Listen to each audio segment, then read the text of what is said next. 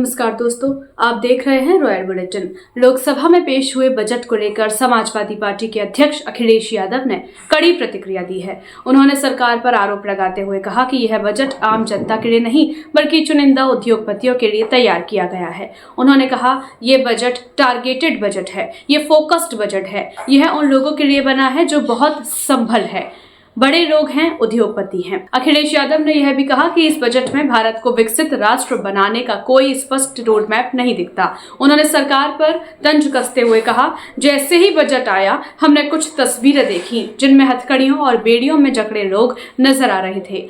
10 budget इसी के लिए बने थे और जब 11वां बजट आएगा तो पूरी दुनिया देखेगी कि भारत लौटाए जा रहे लोगों के हाथों में हथकड़ियों और पैरों में बेड़ियां होंगी। लोकसभा में जब अखिलेश यादव इस मुद्दे पर अपनी बात रख रहे थे तो उनके ठीक पीछे समाजवादी पार्टी की सांसद डिंपल यादव बैठी थी, लेकिन भाषण के दौरान अचानक वह उठकर बाहर चली गई, जिससे राजनीतिक गलियारों में अटकलें तेज हो गईं। सरकार की नीतियों पर सवाल उठाते हुए अखिलेश यादव ने विपक्षी दलों से एकजुट रहने की अपील की। उन्होंने कहा, मैं विपक्ष के बाकी साथियों के साथ हूं और हम सभी को मिलकर इस बजट के खिलाफ आवाज उठानी चाहिए। अब श्री अखिलेश यादव जी श्री बजट सामान्य चर्चा पे केंद्रीय बजट पर श्री अखिलेश यादव। धन्यवाद सभापति महोदय। मैं आपका विशेष धन्यवाद देता हूं कि आपने मुझे बजट पर बोलने का अवसर दिया है। मैं अपने सभी साथी जो विपक्ष के बोले हैं उनसे अपनी बात को जोड़ते हुए मैं भी इस बजट के विरोध में खड़ा हुआ हूं। अध्यक्ष महोदय, ये बजट टारगेटेड बजट है, ये बजट फोकस्ड है। ये टारगेटेड फोकस्ड उन लोगों के लिए है जो बहुत संपन्न हैं, बड़े लोग हैं, उद्योगपति हैं, उनके लिए ये बजट बना हुआ है। और जो बात कही जा रही है कि भारत को विकसित राष्ट्र बनाने के लिए मुझे इसमें कोई रोड मैप नहीं दिखाई देता है। और रोड मैप इसलिए नहीं दिखाई देता अध्यक्ष महोदय कि जैसे ही बजट आया, सभापति महोदय, जैसे ही बजट आया हम लोगों ने वो तस्वीरें देखी हैं। वो जो तस्वीरों में दिख रहा है, इधर हाथों में हथकड़ी और पैरों में बेड़ियां, क्या सभापति महोदय 10 बजट इस देश के लिए इसलिए बनाए गए थे कि जब 11वां बजट आएगा तो पूरा देश और पूरी दुनिया ये देखेगी कि भारत के लोग हथकड़ी लगा करके और बेड़ियों को लगा करके भारत लौटाए गए।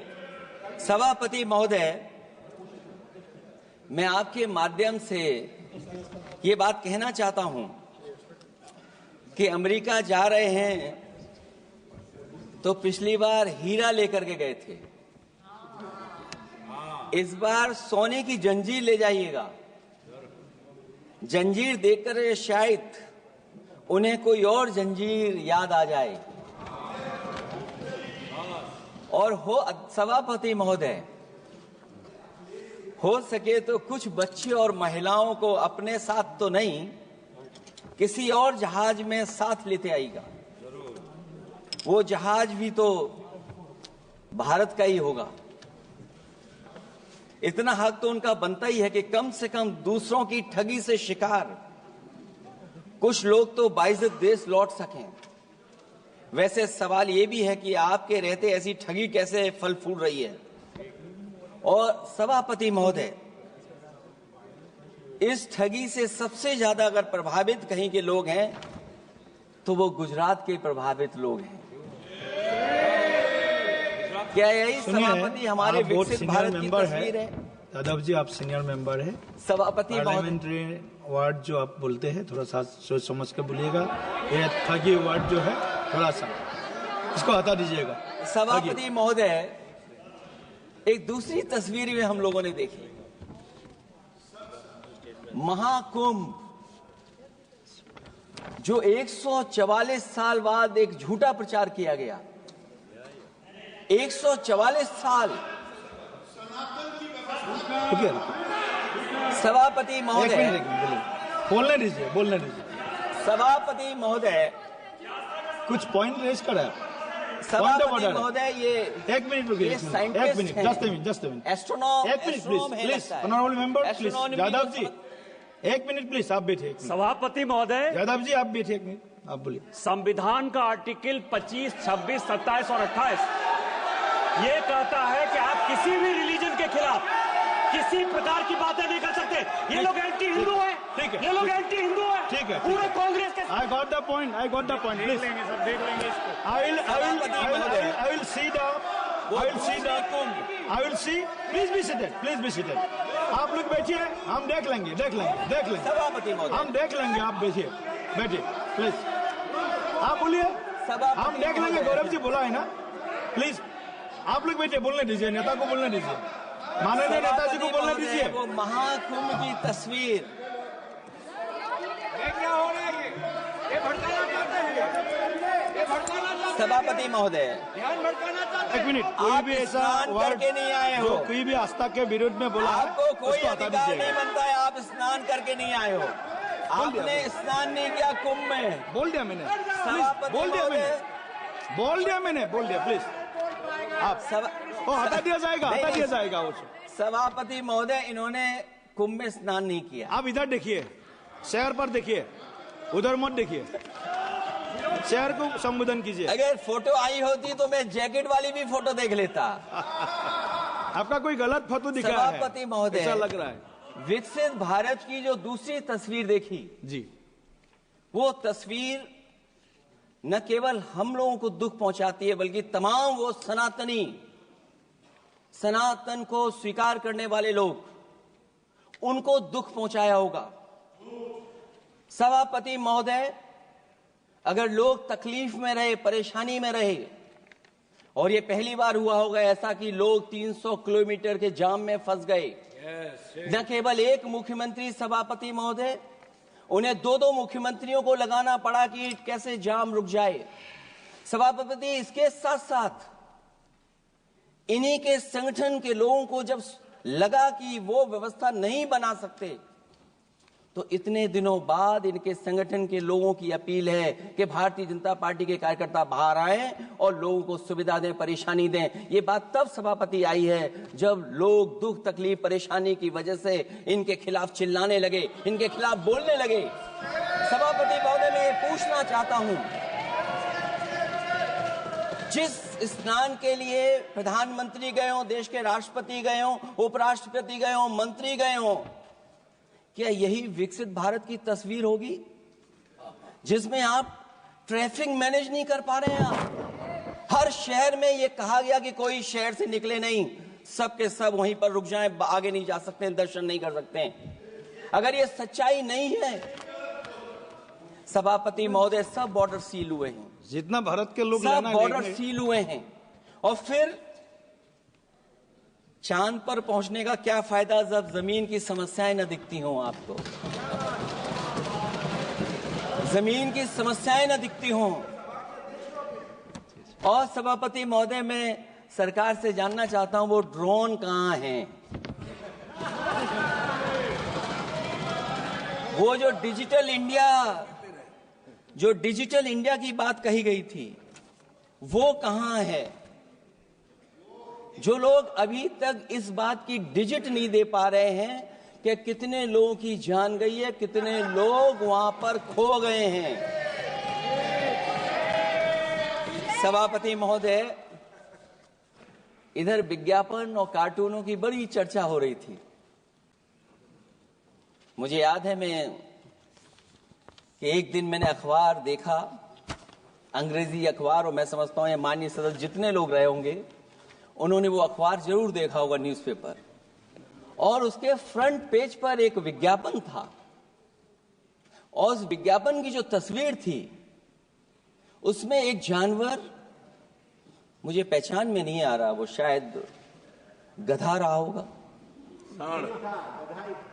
वो जेल के अंदर है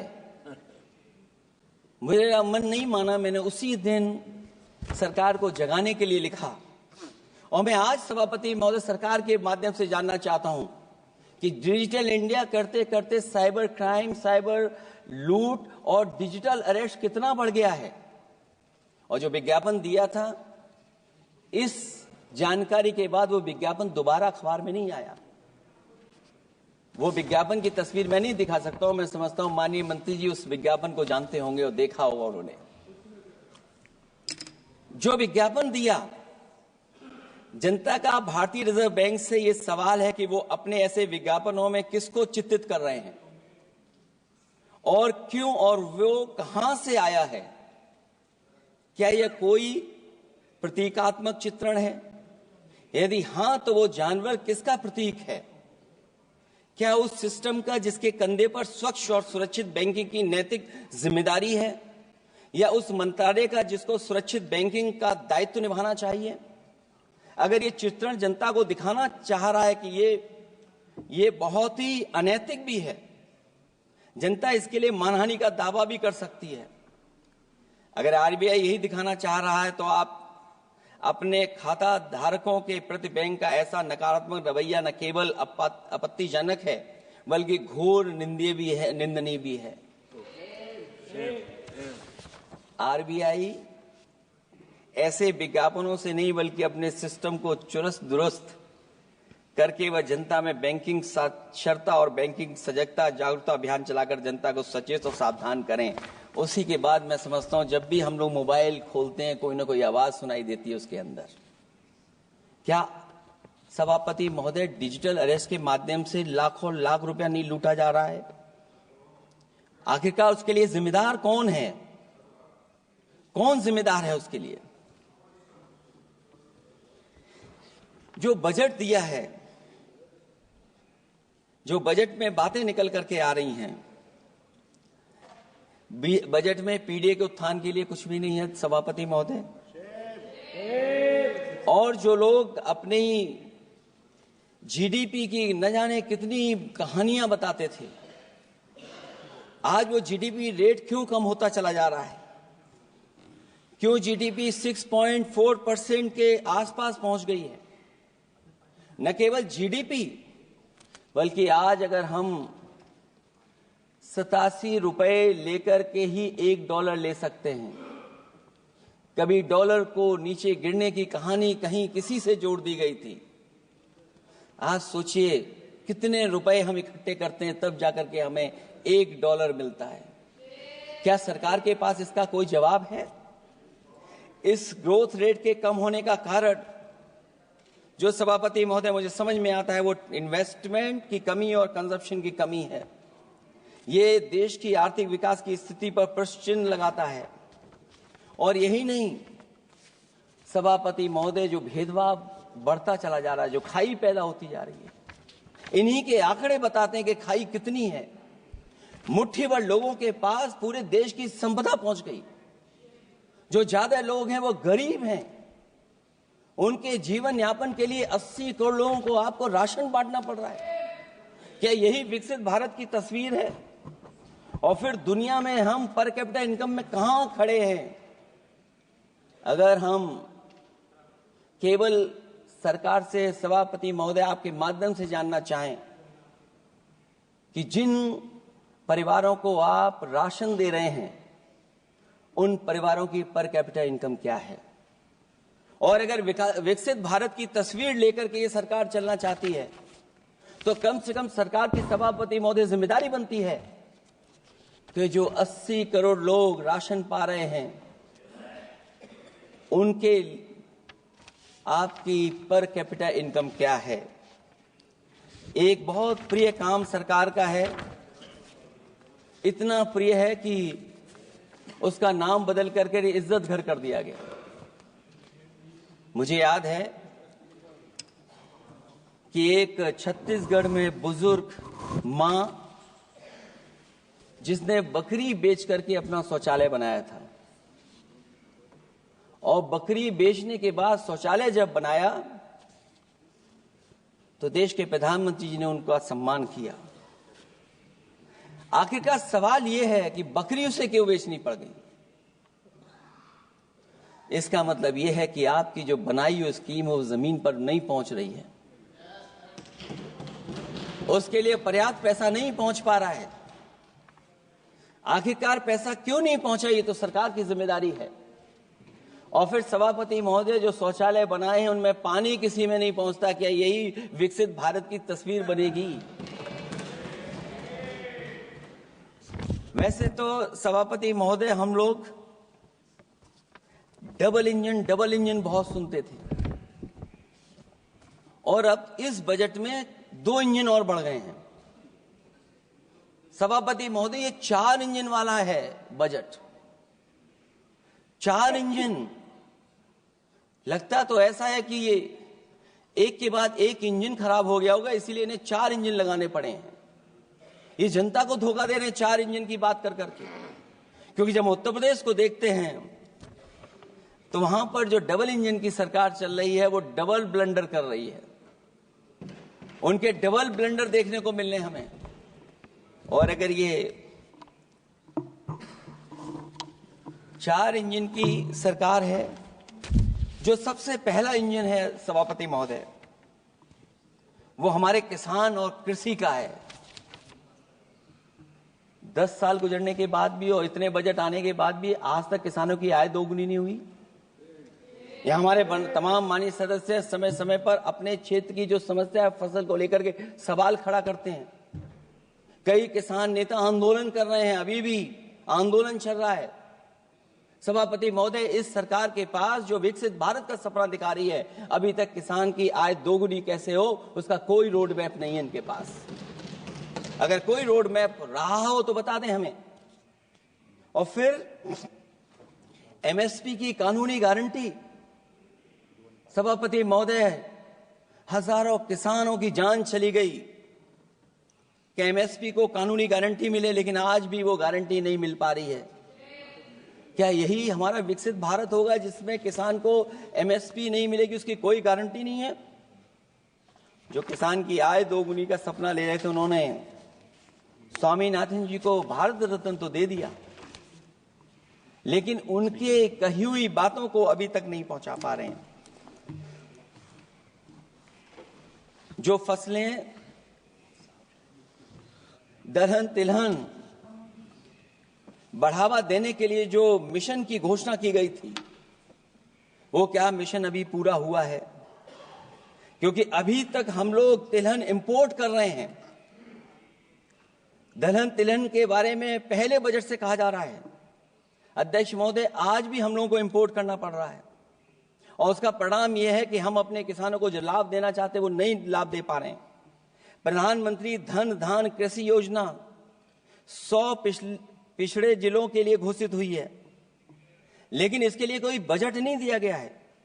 फल और सब्जी का उत्पादन को बढ़ावा देने के लिए भविष्य में योजना बनाई जाएगी। यही 4 इंजन की बजट है कि फल और सब्जी के लिए बाद में बजट बनाया जाएगा, बाद में बजट घोषित होगी, पॉलिसी क्या होगी वो बाद में तय होगा। कृषि क्षेत्र में रिसर्च और डेवलपमेंट के लिए अधिक धन की आवश्यकता है। शायद इस बजट में अध्यक्ष महोदय वो नहीं दिखाई दे रहा है। कृषि क्षेत्र में कार्यबल करीब 46% है, लेकिन जीडीपी में इसका योगदान केवल 18% है। किसानों की खराब आर्थिक स्थिति को दर्शाता है कि अभी हमारा किसान गरीब है। फसल बीमा योजना, मुझे याद है फसल बीमा योजना को लेकर के न जाने कितना प्रचार किया गया, लेकिन सच्चाई तो यह है कि जब क्लेम करने की बात आती है तो जो आंकड़े बताते हैं वो अभी भी 3% से ऊपर नहीं पहुंच पाए हैं। किसान के कर्ज के कारण किसान आत्महत्या कर रहा है। क्या विकसित भारत की यही तस्वीर होगी कि लाखों लाख किसान हमारा आत्महत्या कर ले? अब तो सुना है कि वो आंकड़े भी आना बंद हो गए हैं। हमें किसान के ऊपर कर्ज और कर्ज के ऊपर कर्ज नहीं बढ़ाना है। जिस तरीके से आप बड़े बड़े उद्योगपतियों का ध्यान रखते हैं कि उनका समय समय पर कर्ज माफ करते हैं, मुझे पूरा भरोसा है कि हमारे देश के किसानों का भी कर्ज माफ होना चाहिए, उनको कर्ज से मुक्ति दिलाना चाहिए। अगर क्लाइमेट चेंज की बात होगी तो सबसे पहले असर अगर किसी पे पड़ेगा तो सबसे पहले प्रभावित अगर कोई होगा तो हमारा किसान प्रभावित होगा। उसके लिए क्या आपके पास रोड मैप है? हमारे माननीय सदस्यों ने बहुतों ने कहा है जीएसटी को लेकर के न जाने क्या क्या सरकार बनाती है और जीएसटी से लगातार व्यापारियों को उलझा रही है।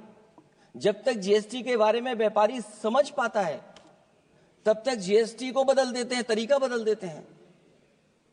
अभी भी किसानों के जितने भी इक्विपमेंट हैं उनमें 18-12% जीएसटी लिया जा रहा है। कम से कम अगर विकसित भारत का सपना ये सरकार देख रही है तो सभी के सभी एग्रीकल्चर इक्विपमेंट जो हमारा किसान इस्तेमाल करता है उस पर 0 जीएसटी होनी चाहिए। मैन्युफैक्चरिंग सेक्टर को बढ़ावा देने के लिए और कई योजनाएं सरकार लाई है। भंडारण की सुविधा किसको मिल रही है? सभापति महोदय, भंडारण को लेकर के भी सरकार का कोई रोड मैप जरूर होना चाहिए। ये कैसी अर्थव्यवस्था है अध्यक्ष महोदय, जहां पर अर्थव्यवस्था को तो हम तीसरे नंबर पे पहुंचा रहे हैं लेकिन नौकरी और रोजगार उसके पास नहीं है। ग्रोथ है, ग्रोथ बताना चाहते हैं लेकिन रोजगार और नौकरी नहीं है। जो इनके मैन्युफैक्चरिंग के तमाम मिशन थे, नेशनल मैन्युफैक्चरिंग मिशन, जब तक इन्वेस्टमेंट का वातावरण नहीं सुधरेगा तब तक इन्वेस्टमेंट नहीं हो सकता। हमारा नेशनल मैन्युफैक्चरिंग मिशन आगे नहीं बढ़ सकता। दूसरा इंजन इन्होंने बताया एमएसएमई, और एमएसएमई को लेकर के बहुत चिंता व्यक्त की। बजट भाषण में एमएसएमई सेक्टर को विकास का द्वितीय इंजन बताया गया, जो सही है, परंतु एमएसएमई के विकास के लिए बजट में कोई विशेष व्यवस्था नहीं की गई है। भारत में एमएसएमई के क्षेत्र में 11 करोड़ लोगों को रोजगार प्रदान 11 करोड़ लोगों को रोजगार प्रदान करता है और इसमें सबसे ज्यादा रोजगार मिलता है जो कि हमारी माइक्रो यूनिट्स हैं। उनके लिए कोई योजना नहीं है, उनको विशेष मदद के लिए कोई प्रावधान न पहले किया गया न इस बजट में किया गया है। मैं केवल यूपी के बारे में कहना चाहता हूं कि यूपी में लगभग 96 लाख एमएसएमईज हैं लेकिन केवल 14 लाख पंजीकृत हैं। पूरे देश में 6 करोड़ हैं, एमएसएमई के विपरीत केवल 1 करोड़ पंजीकृत हैं। अध्यक्ष महोदय, अगर 96 लाख एमएसएमईज हैं केवल यूपी में, 6 करोड़ पूरे देश में हैं और पंजीकृत केवल 14 लाख और 1 करोड़ हैं, तो इसका मतलब यह है कि ज्यादातर एमएसएमई सेक्टर को सरकारी योजनाओं का कोई लाभ नहीं पहुंच पा रहा है। मुझे उम्मीद है कि एमएसएमई को लाभ पहुंचाने के लिए सरकार जागरूक होगी और अपनी डबल इंजन सरकारें जहां जहां चल रही हैं उनको जगाने का भी काम करेंगे। अध्यक्ष महोदय, एक समय ऐसा भी था जब लोग बजट के आने पर खुश होते थे क्योंकि बजट नई उम्मीद जगाता था, देश और जनता को आगे की ओर ले जाता था। लेकिन भाजपा सरकार के बजट में न देश के विकास के लिए कुछ होता है न जनता की तरक्की के लिए। बजट मायूसी लेकर नहीं आना चाहिए। बजट देश का आर्थिक मानचित्र होता है, वो दर्शाता है कि किस तरह पूरे देश का संतुलित, मतलब हर राज्य का बराबर विकास हो और जो भी राज्य या क्षेत्र भौगोलिक, शैक्षिक, सामाजिक, राजनीतिक कारणों से पिछड़ गया है उसके लिए कैसे प्रावधान किए जाएं जो वो भी मुख्य धारा से जुड़ सके। वर्तमान में बैलेंस डेवलपमेंट की नीति पिछड़ती जा रही है। मैंने कई मौकों पर कहा है और आज फिर दोहरा रहा हूं कि अध्यक्ष महोदय, सच्चा विकास वही होता है जो भेदभाव मिटाता है। अच्छा बजट किसी देश को हर दिशा में विकास का रास्ता तैयार करता है। इन्हीं अर्थों में बजट लोकतांत्रिक होता है जो समाज के हर वर्ग के लिए लाभकारी होता है। ये सबसे आखिरी व्यक्ति को ताकत देकर के उसे आर्थिक मुख्यधारा से जोड़ता है। ये बजट होता है और मैं तो कहूंगा अध्यक्ष महोदय, मिट जाए अमीरी गरीबी के बीच की वो सब खाई जिसमें भेदभाव और गैर बराबरी की जड़ें जमाई। बजट के अंदर उसके लिए हमेशा एक दिल धड़कना चाहिए जो आज भी भूख के सूचकांक के आंकड़े बनाकर देश के दिखावटी विकास के सच का भंडाफोड़ कर रही है। भूख मिटे, महंगाई घटे, यही बजट का सबसे बड़ा नारा होना चाहिए। निर्बल को सबल बनाना, निराशा को आशा में बदलना ही बजट का मानवीय पहलू होना चाहिए। बजट का सबसे बड़ा सिद्धांत कमजोर के प्रति हमदर्दी होना चाहिए। बजट बनाने की सोच किसी या कुछ लोगों को लाभ पहुंचाने की नहीं होनी चाहिए, बल्कि इंसानियत के नजरिए की उसी बुनियाद होनी चाहिए। यदि बजट के आने से निर्बल सबल बनता है तो समझो बजट अपने उद्देश्यों से सफल हुआ है, नहीं तो उसे असफल ही माना जाना चाहिए। अध्यक्ष महोदय, रोटी की भूख किसानों को विश्वास में लेकर ही मिटाई जा सकती है। और मैंने पहले भी कहा, फिर दोहराता हूं उन बातों को। किसान को फसल का सही दाम दिलवाना और उसे बीज, खाद, पानी का इंतजाम करना, आवारा पशुओं से उनकी फसलों को बचाना। और ये आवारा पशुओं को अध्यक्ष महोदय मैं इसलिए कहना चाहता हूं, उत्तर प्रदेश के चुनाव में देश के प्रधानमंत्री जी आए थे, उन्होंने कहा था कि मैंने एक रोड मैप बनाया है और 2 हफ्ते मुझे लगेंगे, सरकार बनवा दीजिए, एक भी जानवर सड़क पर नहीं दिखाई देगा और किसान की जान नहीं जाएगी और न खेतों की बर्बादी होगी। लेकिन अध्यक्ष महोदय, मैं उत्तर प्रदेश के माननीय सदस्य चाहे इधर के हों उधर के हों, वो जानते होंगे कि इस तकलीफ और परेशानी से अभी भी किसान उभर नहीं पाया है और आज भी खेतों को उसे चार दीवारी या तारों से जोड़ करके चलना पड़ रहा है। फसलों को बचाना सरकार की प्राथमिकता होनी चाहिए। इस मामले में जुमलेबाजी और झूठे वादे अच्छे नहीं। आंकड़े बताते हैं कि देश में बहुत सारे ऐसे कारोबार हो रहे हैं जो कारोबार बढ़ते चले जा रहे हैं। कई उद्योगपति कई गुना कारोबार से लाभ उठा रहे हैं। कई विदेशी कंपनियां इस धंधे में अरबों कमा रही हैं, लेकिन आलू का किसान इस लाभ से वंचित है। जहां अध्यक्ष महोदय, बिहार के लिए मुनक्का को लेकर के अगर वोट बढ़ाए, मैं उसका स्वागत करता हूं। मखाने को लेकर के एक कदम आगे चला गया, मैं दूसरे स्टेट में पहुंच गया अध्यक्ष महोदय। लेकिन मखाने का जो बोर्ड बनाए, लेकिन हमारे साथियों मखाने का ध्यान रखना, जिस तरीके से पॉपकॉर्न का मीठे और नमकीन में जीएसटी में हेरफेर हो गया है, कहीं आपके मखाने में भी मीठे का जीएसटी अलग हो, नमकीन का अलग हो, गुड़ वाले का अलग हो मखाने में। हाँ, कहीं वैसा ही ना करेंगे। आज किसान का आंदोलित होना सरकार की विफलता का सबसे बड़ा उदाहरण है। सरकार और किसान के बीच भरोसे के बिना भूख नहीं मिटाई जा सकती है। समय पर बीज, खाद को मिलना, कृषि ऋणों को माफ होना, एमएसपी दिलवाना सरकार का दायित्व है, वो इससे बच नहीं सकती। किसानों के हिस्से में काले कानून नहीं, सतरंगी भविष्य आना चाहिए और ये सरकार काले कानून ला करके हमारे किसानों को अपमानित करना चाहती है। वहीं अध्यक्ष महोदय, हमारे मानव संसाधन के लिए स्वास्थ्य एक बड़ी चुनौती है। चिकित्सा स्वास्थ्य में सुधार होना बेहद जरूरी है। आज के समय की सबसे बड़ी जरूरत है कि हर शरीर को पोषक आहार मिल सके, कार्य की दशाएं अच्छी हों, वर्क लाइफ बैलेंस सही हो, जिससे मानसिक रूप से भी लोग स्वस्थ रहें। इसके अलावा पर्यावरण को भी अब स्वास्थ्य के बड़े कारक के रूप में लेना होगा। एनवायरनमेंट को हेल्थ फैक्टर के रूप में देखना होगा। हर तरह के प्रदूषण को रोकना होगा, हरियाली बढ़ानी होगी। साथ ही एक बात और अहम है, और वह है हर तरफ नकारात्मकता, नफरत का प्रचार। इससे इंसान के अंदर निगेटिविटी आती है, आपस का विश्वास और सौहार्द टूटता है। इसके परिणाम स्वरूप इमोशनल सपोर्ट सिस्टम फेल होने लगता है। फेक न्यूज लोगों को मानसिक रूप से धीरे धीरे बीमार बना रही है। इसे हर हाल में रोकना होगा। और अध्यक्ष महोदय, इसमें विपक्ष से ज्यादा सरकार की जिम्मेदारी है, क्योंकि कई मौकों पर हम लोग देखते हैं कि सरकार जितना अपने आप का प्रचार करना चाहती है, उससे ज्यादा दूसरों को कैसे बदनाम किया जाए उसके लिए प्रचार करती है। ये शायद सरकार की जिम्मेदारी बड़ी बनती है। इससे देश के मानव संसाधन में जो जानबूझ करके आपसी अविश्वास बढ़ाया जा रहा है और समाज में सौहार्द को भी जानबूझ करके घटाया जा रहा है, जिससे कुछ लोग अपनी सियासी रोटियां सेक सकें, इसके लिए सख्त कानून लाना चाहिए। अध्यक्ष महोदय, एक तरफ सरकार लोगों को सही इलाज नहीं दे पा रही है, दूसरे जीवन और स्वास्थ्य बीमा पर भी टैक्स लग रहा है।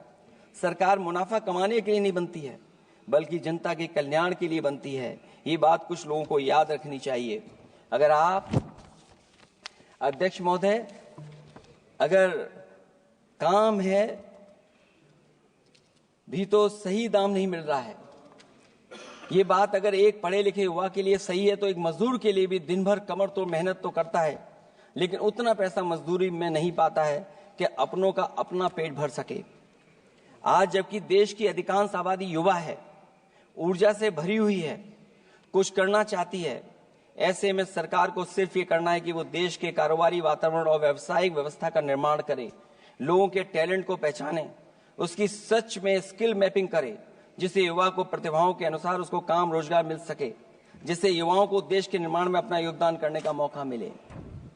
अध्यक्ष महोदय, जब से ये सरकार बनी है महंगाई बढ़ती चली जा रही है। महंगाई कहां पहुंच गई है सरकार को बेहतर पता है, आकलन है उनको। इसलिए अध्यक्ष महोदय, महंगाई एक ऐसी समस्या बनकर उभरी है जिसने हर कौर को भारी बना दिया है। जिस तरह सत्ता में बैठे हुए लोग राजनीतिक चंदे के नाम पर कंपनियों से उगाही कर रहे हैं, दरअसल वो भी दामों के बढ़ने का एक बहुत बड़ा कारण है। सरकार ने मुनाफाखोरी की लगाम खोल दी है और मुनाफाखोरों को छुट्टा बैल हो गए हैं। आजाद भारत के इतिहास में भी नोटबंदी और जीएसटी दो सबसे बड़े आर्थिक सुधार हैं। सुधार नहीं बल्कि सबसे बड़े आर्थिक विकार बनकर के उभरे हैं। और अध्यक्ष महोदय, मैं याद दिलाना चाहता हूं, नोटबंदी के समय पर बैंक की लाइन में एक मां लगी थी गर्भवती, जो बच्चा जन्म लिया उसका नाम हम लोगों ने खजांची रखा है। अब वो काफी बड़ा हो गया है, साइकिल भी चला लेता है। अध्यक्ष महोदय, मैं कहूंगा सरकार से कम उसको ही गोद ले लें आप। अध्यक्ष महोदय, मैं चाहूंगा कि आप उसको गोद ले लीजिए। नाम जब आप गोद ले लेंगे तो नाम भी आप अपने हिसाब से रख पाएंगे। किसी भी आर्थिक सुधार का लक्ष्य ये होता है कि आर्थिक गतिविधियां सुचारू रूप से चल सकें और आसान होंगे, जिससे अर्थव्यवस्था दिन दूनी रात चौगुनी तरक्की करे। लेकिन इन सुधारों के आने के बाद से अर्थव्यवस्था की गति कछुआ की चाल जैसी हो गई है, जिसकी प्रमाण है कंपनियों की ग्रोथ का काम होना, उनकी बिक्री का घट जाना, यहां तक कि फास्ट मूविंग कंज्यूमर गुड्स भी 2% से ज्यादा आगे नहीं बढ़ पा रहा है। इसका सीधा मतलब यह है कि लोगों के पास पैसों की किल्लत हो गई है और वो रोजमर्रा की जरूरत तक खर्च नहीं करना चाहते हैं। ऐसे में उनकी बचत कहां से होगी, और जब बचत नहीं होगी तो लोग क्या तो खाएंगे और क्या बाजार में लगाएंगे। लोगों में भविष्य को लेकर कितनी अनिश्चितता और चिंता है कि वो अपने जमा पैसे अपने पास ही रखना चाहते हैं। इसलिए व्यापार में बढ़ोतरी नहीं हो पा रही है, बैंकों में भारी किल्लत है, पूंजी का निर्माण नहीं हो पा रहा है और लोग निवेश के लिए आगे नहीं आ रहे हैं। और इसलिए मैं अध्यक्ष महोदय कहना चाहता हूं कि उत्तर प्रदेश सरकार ने एक बहुत बड़ा आयोजन किया था, इन्वेस्टमेंट मीट, 40 लाख करोड़ का एमओयू हुआ। मैं अध्यक्ष महोदय आपके माध्यम से जानना चाहता हूं सरकार से, अध्यक्ष महोदय मैं आपके माध्यम से सरकार से जानना चाहता हूं कि जो अपने आप को डबल इंजन की सरकार कह रहे हैं, वो उत्तर प्रदेश के इन्वेस्टमेंट के लिए क्या सहयोग कर रहे हैं। ये दुर्भाग्यपूर्ण है कि आत्मनिर्भरता की बात करते हुए भी हमारा शेयर बाजार विदेशी निवेशकों पर निर्भर करने लगा है। जब वो पैसे लगा देते हैं तो शेयर बाजार में उछाल आ जाता है, नहीं तो उसे धड़ाम होते देर नहीं लगती है और एक एक दिन में हमारे निवेशकों का लाखों करोड़ों का नुकसान हो जाता है। इसका एक बड़ा शिकार हमारी युवा पीढ़ी भी हो रही है, जो देखा देखी में पैसे तो लगा देती है, लेकिन शेयर की खरीद फरोख्त से पैसा कमाने वाले बिचौलियों की गहरी चाल को समझ नहीं पाती है। ये खेल बंद होना चाहिए और जिम्मेदारी सरकार की बनती है कि खेल ये बंद हो। सेबी को अपना काम निष्पक्ष करना चाहिए और अर्थव्यवस्था की निगरानी व्यवस्था सच्ची नियत के साथ सजग और सचेत होनी चाहिए। सिक्योरिटी मार्केट से बाहर होनी चाहिए। अध्यक्ष महोदय, आज जिस तरह विदेशी निवेशक धीरे धीरे भारतीय बाजार से अपना पैसा बाहर निकाल रहे हैं, वो दर्शाता है कि हमारी अर्थव्यवस्था से अब उनका भरोसा उठ गया है उन्हें दूसरे देशों से अधिक लाभ कमाने की उम्मीद है, इसलिए वो अपना पैसा यहाँ से निकालकर दूसरे देशों में लगा रहे हैं और हमारा शेयर मार्केट उनकी वजह से हिचकोले खा रहा है। अध्यक्ष महोदय, मैं अपने बात को ज्यादा बड़ा लिख दिया। क्योंकि अध्यक्ष महोदय बजट 4 इंजन का था, इसलिए बड़ा लिख करके लाए। कोई बात छूटे ना, क्योंकि सरकार तक वो बात पहुंच जाए। नहीं, क्योंकि अध्यक्ष महोदय अगर 11वां बजट हो 4 इंजन लगाने पड़े तो कहां विकसित भारत बन रहा है। जीएसटी को भ्रष्टाचार से मुक्त करना होगा, व्यापारियों के प्रति विश्वास जताना होगा। यदि टैक्स की व्यवस्था और दर सही होगी तो सब आसानी से टैक्स भर देंगे। हाई टैक्स रेट दरअसल भ्रष्टाचार को बढ़ावा देती है, इससे राजस्व की हानि होती है। सच में लोग काम कारोबार करना चाहते हैं, कर की चोरी नहीं करना चाहते हैं। इसलिए टैक्स की रेट को तार्किक बनाना और टैक्स सिस्टम को इजी करने की से ही अर्थव्यवस्था में गति आएगी। निवेश के लिए दुनिया वापस हमारे देश की ओर देखेगी। मैं अध्यक्ष महोदय अर्थव्यवस्था के संबंध में एक गंभीर मुद्दा मैं बताना चाहता हूं। एक बहुत गंभीर मामला है पलायन का। पलायन के मामले में एक बहुत बड़ा विरोधाभास हमारी अर्थव्यवस्था के लिए चुनौती बन रहा है। एक तरफ वो सबसे अमीर वो लोग जो अपनी पूंजी का निवेश करते हैं और दूसरी तरफ सबसे गरीब वो लोग हैं जिनके पास अपने श्रम निवेश करने के अलावा कोई दूसरा रास्ता नहीं है। ऐसे हजारों अरबपति बाहर के देशों में ज्यादा उम्मीद देखते हुए अपनी पूंजी लेकर देश छोड़कर जा रहे हैं। वहीं दूसरी तरफ जो सबसे गरीब लोग हैं वो राज्यों के असंतुलित विकास की वजह से अपने राज्यों से पलायन कर रहे हैं। इस महा समस्या का सबसे बड़ा शिकार हमारा उत्तर प्रदेश है, जहां नौकरी और अवसरों की भारी कमी है, जहां विकास टीवी अखबारों होर्डिंग में तो दिखता है लेकिन जमीन पर नहीं।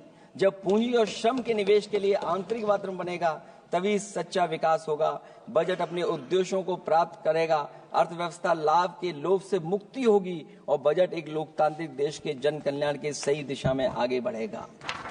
अध्यक्ष महोदय, बजट विकास में तेजी लाने का इसका मतलब यह है कि पिछले 11 सालों के भाजपा ने विकास के लिए कछुए की चाल चली है।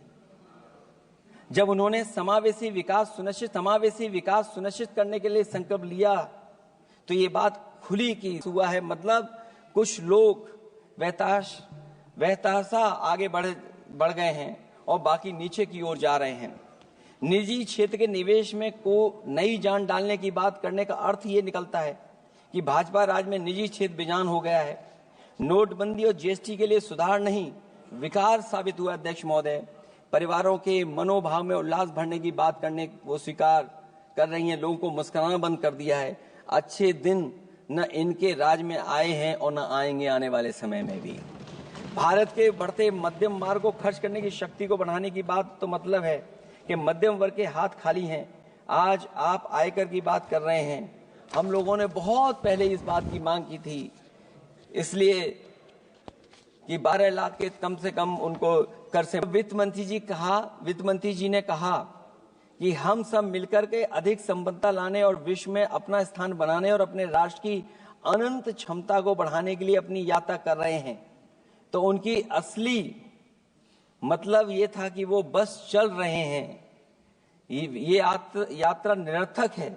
अगर 11 साल बाद भी मंजिल का अता पता नहीं है तो ये यात्रा कौन सी? अध्यक्ष महोदय, जब आपने कहा कि हमारे सामने प्रतिकूल भू राजनीतिक परिस्थितियां हैं, तो अध्यक्ष महोदय ये बताए सरकार कि आपने उन्हीं प्रतिकूलों को क्यों होने दिया, प्रतिकूल परिस्थितियों को क्यों बनने दिया? हमारे संबंध पड़ोसियों से क्यों खराब हुए? हमारी सीमाएं क्यों असुरक्षित हुई? हम क्यों अपनी बात अंतर्राष्ट्रीय पटल पर रखने में कामयाब नहीं हुए हैं? जब आपने कहा कि हमारी अर्थव्यवस्था सभी प्रमुख वैश्विक अर्थव्यवस्थाओं के बीच सबसे तेजी से बढ़ने वाली अर्थव्यवस्था है, तो आप ये क्यों भूल गए कि हमारा रुपया उनके शासनकाल में सबसे निचले स्तर पर पहुंच गया है? सबका विकास का आपका नारा सबका विनाश में कैसे बदल गया है? क्योंकि जब रुपया नीचे जाएगा तो विनाश का ही रास्ता खोलेगा। बड़े से लेकर छोटे उद्योग धंधे दुकानदारी सब चौपट क्यों हो गए हैं? मेक इन इंडिया, मुद्रा योजना, स्किल इंडिया, ये सब नाकामी की किताब के चैप्टर कैसे बन गए? वहां सवाल ये कि कैसे व्यापार कारोबार केवल कुछ लोगों के हाथ में ही सिमट गया और बाकी सबका काम धाम क्यों मिट गया? अध्यक्ष महोदय, हम भी मानते हैं कि कोई देश केवल उसकी मिट्टी से नहीं है, बल्कि देश उसके लोगों से है। लेकिन आप लोग ये बात सिर्फ कहते हैं, करते नहीं हैं। जनता आपके लिए बस नारे का विषय है। आप कहती हैं कि हमारे लिए विकसित भारत में शामिल हैं गरीबी से मुक्ति, 100% अच्छे स्तर की स्कूली शिक्षा, बेहतरीन सस्ती और सर्वसुलभ स्वास्थ्य सेवाओं तक पहुंच, 100% कुशल कामगार के साथ सार्थक रोजगार, आर्थिक गतिविधियों से 70% महिलाएं और देश को food basket of the world बनाने वाले किसान। अगर ये आपका लक्ष्य है, पर क्या आपके राज्य में अमीरी गरीबी की खाई नहीं बढ़ी? भूख के इंडेक्स में हम कहां जा पहुंचे हैं? स्कूली शिक्षा का बजट कम नहीं हुआ, स्वास्थ्य सेवाएं महंगी नहीं हुई, यहां तक कि अपने स्वास्थ्य बीमा पर भी टैक्स लगा दिया है। आपने योग्य लोगों को बेरोजगारी के अंधेरे में धकेला और आपके बड़े बड़े नेताओं ने तो यहां तक कह दिया कि कमी नौकरी की नहीं है, योग्यता की है। अपनी युवा पीढ़ी को हताश निराश करने का पाप आप लोगों ने किया है। कुशल कारीगर के नाम पर आपने युवाओं को डिलीवरी पर्सन बनाकर छोड़ दिया है। आपके राज्य में महिलाओं के खिलाफ अपराध के आंकड़े बढ़े हैं। ऐसे असुरक्षित माहौल में आप कैसे आर्थिक गतिविधियों में उनकी भागीदारी की बात कर सकते हैं? आपके मंत्रिमंडल में ही कितनी भागीदारी है, ये आपसे अच्छा और कौन जानता होगा। रही बात फूड बास्केट की, रही बात food basket of the world बनाने की बात, तो पहले आपसे आग्रह की आप अपने लोगों की थाली भर दीजिए। ऐसे हवाई जुमले उछालिए, कम उछालिए। इनमें अध्यक्ष महोदय, मैं अपनी बात को खत्म करता हुआ इतना ही कहना चाहता हूं कि इस बजट में जिन 6 क्षेत्रों में परिवर्तनकारी सुधार की बात कही गई है, उनमें से कराधान अब तक सफल नहीं होगा जब तक उसे सरल, पारदर्शी और ईमानदार नहीं बनाया जाएगा। जब तक विद्युत क्षेत्र को निजी हाथों में सौंपकर मनमानी वसूली से रोका नहीं जाएगा। शहरी विकास के नाम पर जब तक जमीनों कुछ धनवानों के हाथों में कौड़ियों के दाम बेचने का खेल खत्म नहीं किया जाएगा। खनन के नाम पर जब तक जल, जंगल, जमीन पर आदिवासी पारंपरिक अधिकार की हकमारी की हेराफेरी रोकी नहीं जाएगी, और जब तक वित्तीय क्षेत्र और विनियामक सुधार की निष्पक्ष कोशिश नहीं की जाएगी। अंत में मैं अध्यक्ष महोदय इतना ही कहना चाहूंगा कि असली तरक्की है वही जो हर फर्क मिटाती है। असली तरक्की है वही जो हर फर्क मिटाती है, जो हर तरफ खुशहाली के गुलशन खिलाती है। इन्हीं शब्दों के साथ अध्यक्ष महोदय मैं धन्यवाद देना चाहता हूं। मैं इस बजट का विरोध करता हूं। ये रोड मैप कहीं नहीं दिखाता है कि जिससे विकसित भारत बने। बहुत बहुत धन्यवाद अध्यक्ष जी आपका। श्रीमती हेमा मालिनी। अब देखना यह होगा कि विपक्ष इस बजट पर आगे क्या रणनीति अपनाता है और सरकार इस आलोचना का क्या जवाब देती है।